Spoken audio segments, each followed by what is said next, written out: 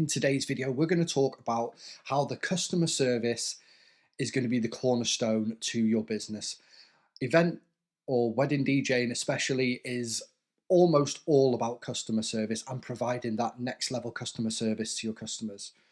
That is what's going to get talked about afterwards, and it's that sort of diligence that's going to keep you highly rated, and it's going to keep you very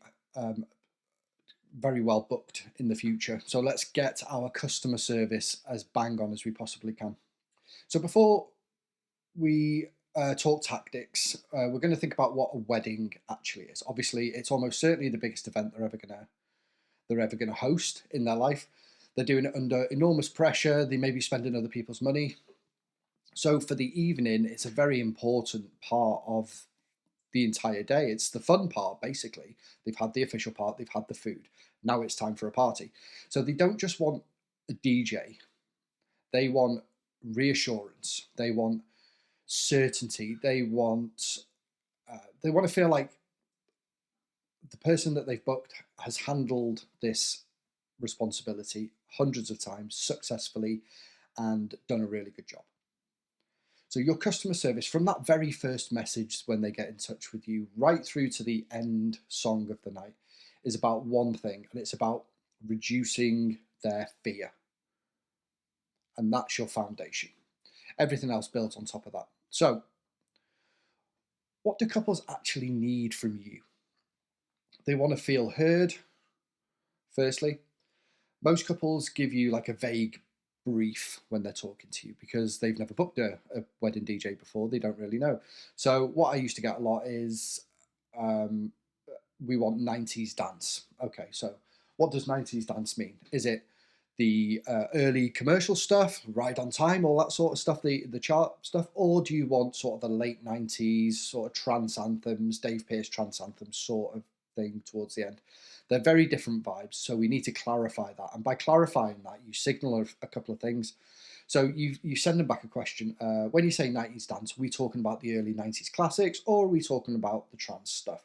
Give me a couple of examples of what you like, and that'll give me a good clue of how to get the vibe right. And that question does two things. It prevents you from playing the wrong thing. Obviously, we want to avoid that at all times as much as we possibly can. And it also signals that you know your stuff and that you're listening and actively taking on what they're saying. So that goes on to, they want to feel understood. So couples are planning a wedding on top of their normal lives, their work, finances, other decisions, and we as wedding DJs are part of an unbelievably long list of suppliers and people who need their attention to get that day done. So the DJs who stand out are the ones who reduce their burden. So what I see in the wedding groups a lot is brides panicking, going, "Oh, the DJ's asked me for a big playlist. I don't know what to play." So they're reaching out now to the public basically to help them with this, and they've booked an unprofessional DJ there because that is not the bride's job. Can you imagine the kind of list: the flowers, the cars, uh, the celebrant, all these things, the venue, the food, blah, blah, blah, blah, blah. All the things they've got, and now they've got to spend a night putting together a playlist for their DJ. It's like the chef coming to them and asking them for a list of ingredients of how to make their dinner. It's not okay. So some people want a lot more control. Some people want it taken off their plate. I used to take it off their plate because A, it was easier for me. B, it's easier for them. So I would say, instead of putting together a detailed playlist, don't worry about putting it together for me. Send me a handful of songs that you love to dance to, maybe a few that you definitely don't want to hear, and that gives me everything I need to get the vibe of your night exactly right and know how much you've got on your plate. So you've just communicated that you're experienced, that you don't need your hand holding, and that you've done this enough times that you can trust your own judgment. And that is enormously reassuring. I mean, I'd done so many weddings by the end, I could have turned up without even speaking to the bride and groom and played an amazing night because I'd built that muscle and I'd exercised that muscle so much that I could play to any room. But it's about making them feel understood and making them feel like you're going to provide the night that they want rather than you're just cookie cuttering it and you just give the same performance for every single person, like like maybe like a hotel resident that's been there for a long time could maybe do. So what's next then? They want to feel safe with you. This is quite a big one, really. And if you can make the couple feel genuinely safe, like nothing's going to go wrong on your watch, you've already done half of your job. So a lot of this is done in our perceived value early on, our reviews and things like that. That shows that you're competent, but it also comes in how you communicate with them. So what's running through their heads when they're booking a DJ? They're thinking, will he turn up? Will he read the room? What happens if there's changes on the day? And what happens if he embarrasses us? You know, plays the wrong thing, says something stupid on the mic, whatever. And your words and actions need to sort of, uh, they need to sort of calm, they need to get rid of those fears before they've even had the chance to sort of ask you about them, really. Phrases like, you're in safe hands. If anything changes on the day, I'll look after you. I'll adapt. Don't worry. And leave it with me. And then providing that safety for them. And on the day itself, we're going to arrive early. We've talked about that loads. We're going to have backups of everything, every cable, all our equipment's going to have something that if any part of our setup fails, we've got something to get it through the night. Have your first dance downloaded and loaded into your software. Make sure it goes in, make sure it plays all the way through, make sure there's no weirdness with it. Sometimes when downloading, you can get a little glitch, and the last thing you want is a glitch in the middle of your first dance. Anticipate any last minute changes, because there'll always be last minute changes. That maybe you're setting up in a different place, maybe the timing's different, maybe they want the band to go on before you or after you or whatever. So handle them without so much as a raised eyebrow. We take everything in our strides, doesn't matter what they say, and sometimes you'll get crazy stuff. Like I mentioned on a previous video, I had someone ask me to move after I'd set up. She changed her mind when I was already playing music, and I just did it. I was furious, but I did it. So your energy is contagious, really. So if you're calm and you're relaxed and you take everything in your stride, that just sort of brings everyone's anxiety down. And that's what you want, really. You want them to be calm and collected. And if they're that, then they're going to enjoy their night. And if they enjoy their night, you're going to be more likely to be recommended, and the night's going to go much better for you and for them. So the last one, then, they want to feel looked after.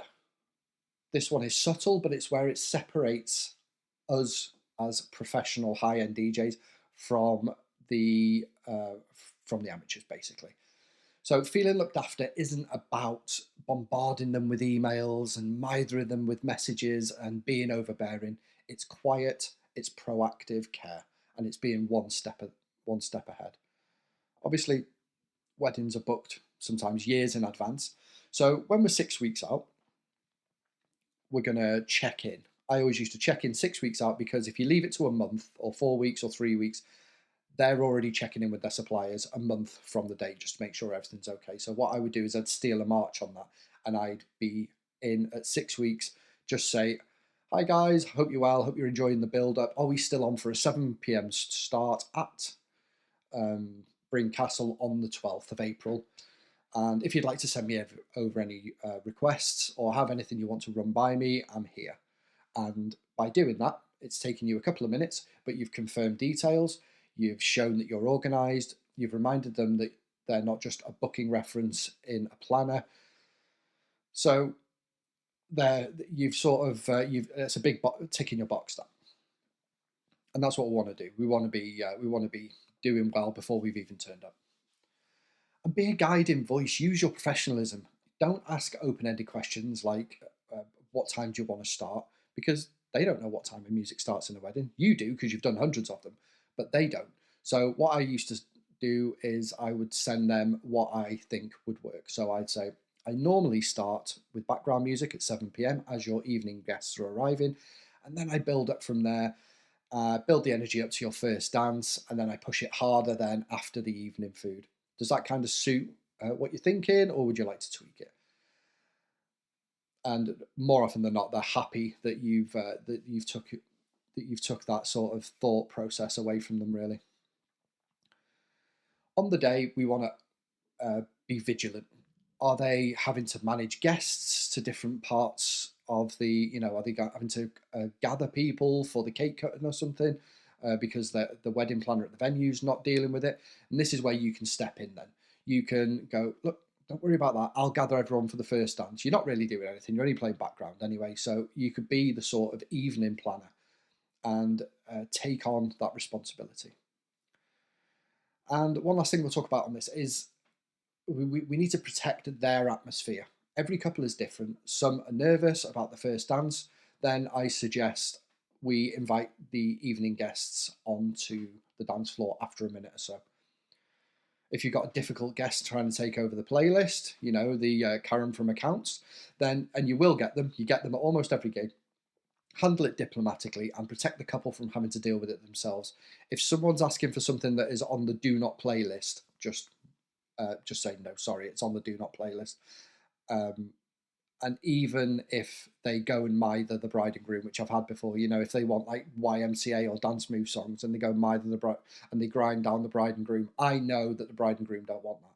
So I don't care what the guest wants, frankly. It's me protecting their night.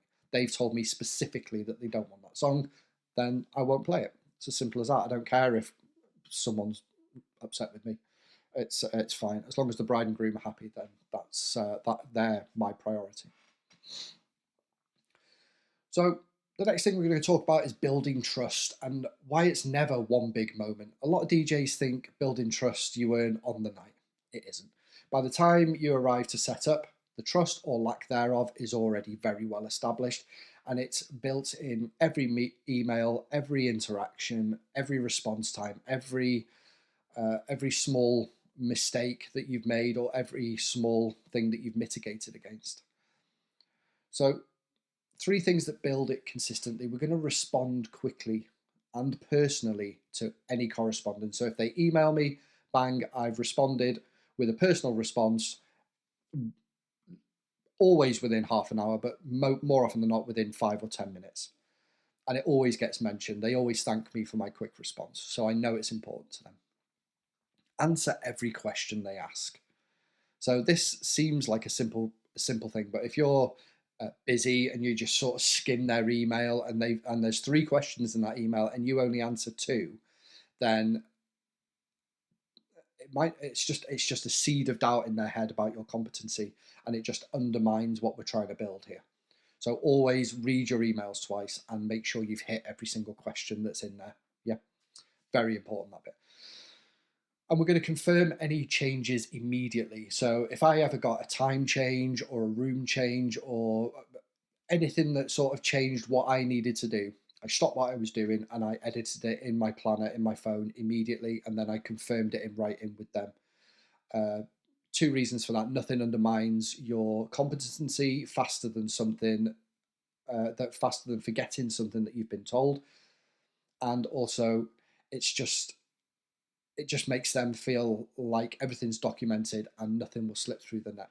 So that consistency builds trust and inconsistency destroys it really, really quickly. So let's talk about the small mistakes that are quite common and they can cost you big. So what we're going to talk about now is like the onion from the first bit. So we built our onion of competency here, but what we can do here is we can start peeling layers away of our competency very, very easily. And 1 layer on its own, not a huge deal, but if you start doing 2, 3, and 4, then it really can undermine you. So none of the mistakes is a catastrophic in isolation on its own, but that's what makes them dangerous, you see. So missing a question in an email, forgetting a detail that they told you months ago, telling them that you'll arrive at 6-ish on their own. Each of these is just a minor slip, but they stack and everyone creates a micro doubt and they add up to a couple who is quite anxious about how you're going to perform on the day, and it sort of erodes their trust in you. On the timing point, no couple wants to hear ish on the context of their biggest day of their lives. Give them a precise time and make sure that you're before it always. So I'm not going to go over the timing again. We know how important it is to be on time, but I would say even being 10 minutes early is basically 10 minutes early is on time. Anything after that, you're kind of pushing it to the limit there. So yeah, read every emails twice. Make sure you've answered everything, log any changes that are made, and confirm revisions back so they know that it's recorded. Professional lives in those tiny details, but so does amateurism, and it just looks the other way around. So we're going to talk about staying calm when they're not. You'll encounter stressed couples, anxious couples, who send panicked messages at 11 p.m., 48 hours before the wedding. It's all part of the job. Your role in those moments is not to match their anxiety, but to absorb it and take it off their plate. The more calmer and more certain you sound, the more their tension drops. And you're not just a DJ, you're a stabilizing presence. And that's where you start being able to charge the big money, because you're essentially their wedding planner of the night. A lot of this comes down to preparation. You've listened to the first hand, you've confirmed all the details, you've arrived early, you've packed your backups, and you're mentally prepared for any last minute changes. You won't feel flustered because you won't have any reason to be. When something does change on the day, take it in your stride visibly. If the wedding planner comes over and tells you that you need to move or you need to do something, yep, no problem, I shall sort that out right now. And that sort of no problem, leave it with me, is more valuable than any piece of equipment that's in your van. Lead decisively and don't leave them guessing. Offer structure, suggest an order of events, and be the expert in the room. And that's what you are hired to be. So we've covered a lot in this video, but it all boils down to them being heard, being understood, made to feel safe, and made to feel looked after. If you can hit those four things, and if you can work on those four things, and if you can even push further than what I've gone over here, think of your own ways to make that more possible. Maybe check in with Zoom calls, or maybe whatever else you can think of. It's not about being overbearing, like I said, but it's just about that cool, calm, collected. And if you can nail that, you'll be a great wedding DJ. But customer service is the key cornerstone to any successful wedding DJ business. So thanks for watching. If you've made it this far, please do like and subscribe this video and drop any comments of anything you want to hear below, and I shall do my very best to answer any questions, or drop over to my school account where we'll be talking about everything. But I've been Steve D, the Wedding DJ Mentor. Until the next one, goodbye.